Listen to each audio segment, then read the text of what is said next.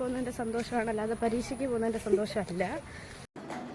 പാട്ടൊക്കെ ഇട്ട് ഇത്രയും എക്സൈറ്റ്മെന്റോടുകൂടി എങ്ങോട്ടാ ബാഗൊക്കെ പാക്ക് ചെയ്ത് പോകുന്നതെന്ന് വെച്ചാൽ SEM4 കഴിഞ്ഞിരിക്കുന്നു ഗൈസ്, സക്സസ്ഫുള്ളി കംപ്ലീറ്റഡ്. ഇന്ന് ഞങ്ങളുടെ ലാസ്റ്റ് എക്സാമാണ് ഗൈസ്. വീട്ടിൽ പോകുന്നതിൻ്റെ സന്തോഷമാണ്, അല്ലാതെ പരീക്ഷയ്ക്ക് പോകുന്നതിൻ്റെ സന്തോഷമല്ല. അങ്ങനെ എക്സാം ഒക്കെ കഴിഞ്ഞ് വെളിയിലോട്ട് ഇറങ്ങി വന്നപ്പോഴാണ് നല്ല വിശപ്പ്. രാവിലെ എക്സാമിന്റെ ടെൻഷൻ കാരണം മെസ്സി പോയതുമില്ല, ഒന്നും കഴിച്ചതുമില്ല. അതുകൊണ്ട് തന്നെ എക്സാം കഴിഞ്ഞപ്പോൾ നല്ല വിശപ്പുണ്ടായിരുന്നു.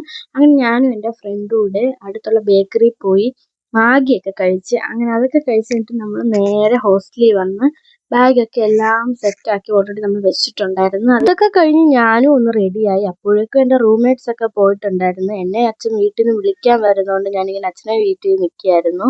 ഈ ഹോസ്റ്റലിൽ നിന്ന് വീട്ടിലോട്ട് പോകാൻ ഒരു മാക്സിമം ഒരു 1 അവർ, ഒരു 45 മിനിറ്റ്സ് ടു 1 അവർ ദൂരമാണുള്ളത്. അങ്ങനെ കുറച്ച് അത്യാവശ്യം അടുത്ത വീടുള്ളതിന്റെ ഒരു ഗുണമെന്ന് വെച്ചാൽ പെട്ടെന്ന് ഒരു അവധി വന്നാലൊക്കെ പെട്ടെന്ന് നമുക്ക് വീട്ടിൽ പോകാൻ പറ്റും. ഒത്തിരി കാത്തു നിൽക്കേണ്ട കാര്യമില്ല.